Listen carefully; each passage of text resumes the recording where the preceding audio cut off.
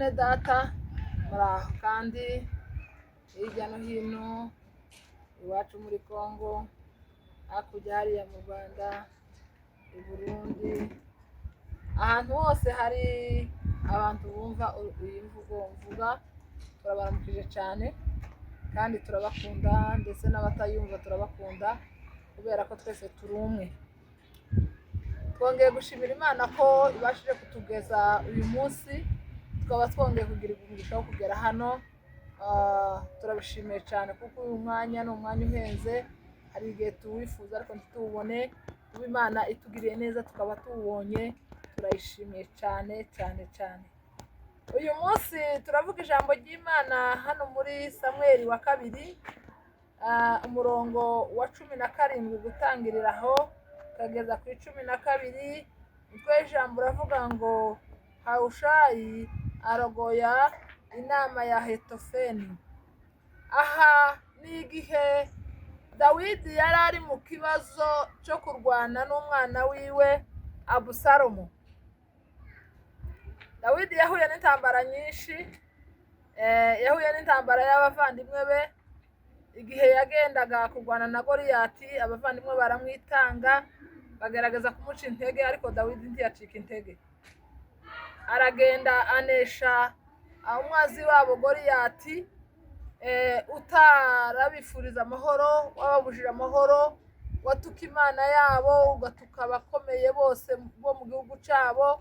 Imana ica kuri Dawidi kubera impamvu y'uko yabonye Imana igenda imutabara mu gihugu yarari, aho yarari aragiye intama za se, agenda abona ukuboko kw'Imana, Imana iramutoranya aza kuba umutabazi w'ubwoko bwabo. Imana izitora uko ishaka. Dawidi ntabwo bapfa kumwemera iwabo, hari hariho bakuru be batekereza uko bashobora kuba ari bo boyobora, ariko Imana itoranya Dawidi. Icyo nashatse kugira ngo tuganire uyu munsi ugomba kwisobanukirwa, ukamenya ko Imana iri mu ruhande rwawe uko wowe umeze kose. Umuryango utakwemera, abaturanyi ntibakwemere, abantu bose baba batakwemeye, Imana yakwemeye ntacyo itakugezaho. Imana yatoranyije Dawidi.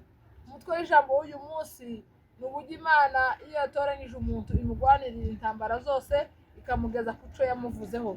Dawidi yari yaravuze ko azaba umwami, abasha kumenwaho amavuta y'ubwami, ariko asubira aho yari ari.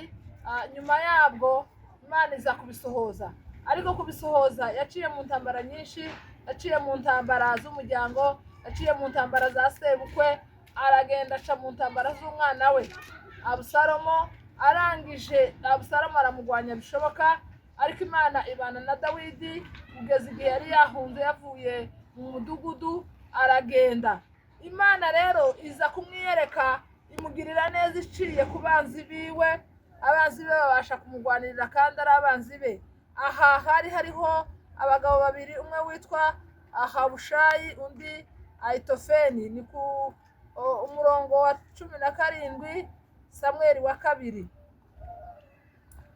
Icyo gice ni kirekire, nzaza nkivugaho ufite umwanya aje kugisoma.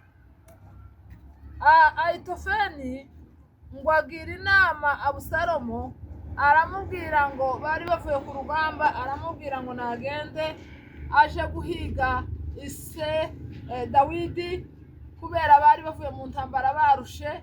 Aramubwira ngo amuheze abantu inzovu n'ibihumbi 2, ngo aragenda asange sarushe, ngo narangiza gusanga sarushe ngo aramutungura amwice, yigarurira abantu. Noneho ngo iyo nama umuyobozi wabo Abusalomu ngo arayumva cyane, ndetse ngo n'ubwoko bwabo barabwumva. Ngo bagiye kuja kurwanya Dawidi, ngo Abusalomu aravuga ngo bahamagare uwundi mujyanama we witwa Hawushayi. Ngo noneho Hawushayi we Imana imukoreramo kugira ngo agwanirire Dawidi, kandi ari mu ruhande rw'umwanzi, ariko abasha kuba umuyoboro kugira ngo Dawidi abashe kunesha intambara. Hawushayi ngo arogoye iyo nama ya Ahitofeli. Amaze kuyirogora, ababwira iyindi nama ariko yo kugira ngo Dawidi atsinde, ngo arababwira ngo Dawidi ngo abari mu byobo ngo kandi azamera nk'intare ngo ntazaneshwa, kuko yari yarasobanukiwe ko Dawidi ari mu ruhande rw'Imana abasha kumuvugira.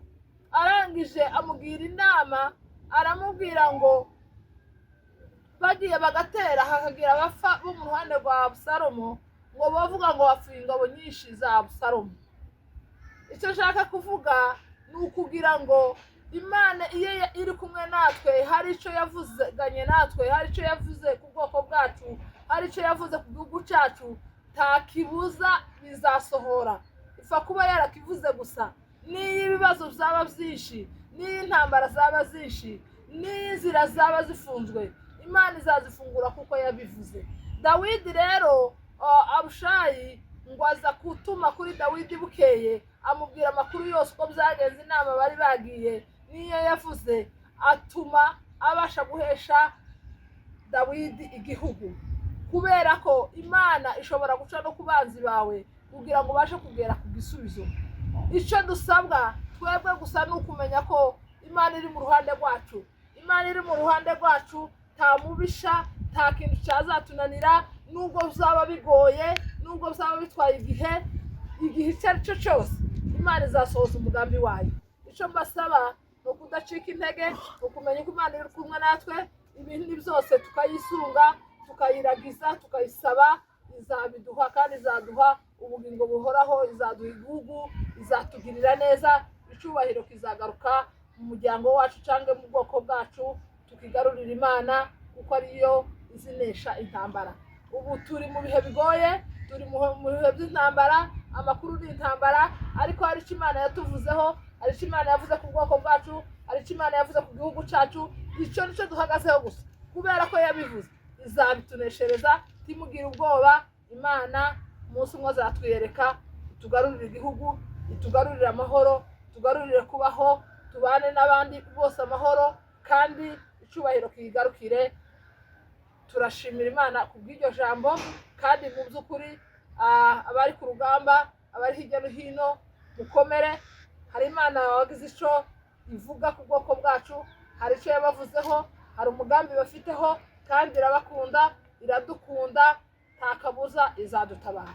Reka dushime Imana. Imana ikomeye, Imana igira neza, turagushimiye ku bw'uyu munsi, turaguhimbaje kuko ukomeje kutugirira neza, ukaba uduhaye uno mwanya mwiza wo kugira ngo tuvuge ijambo ryawe.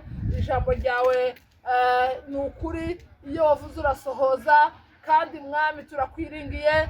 Mu bihe nk'ibi bigoye turakwizeye, mu bihe nk'ibi turakutumbiriye, mu bihe nk'ibi turagukeneye kugira ngo uze ubane natwe, imitima yacu inezeze, ubugingo bwacu bunezeze. Mwami turakweretse igihugu cyacu kimazemo iminsi, turagusaba ko wadutabara, turagusaba ko wahagurutsa ba Dawidi bayobora kiriya gihugu, turagusaba ko Mana watugirira neza, kandi icyubahiro kigakomeza kikaba icyawe. Tubisaba tubizeye kandi tubyiringiye mu izina rya Yesu, amena amena.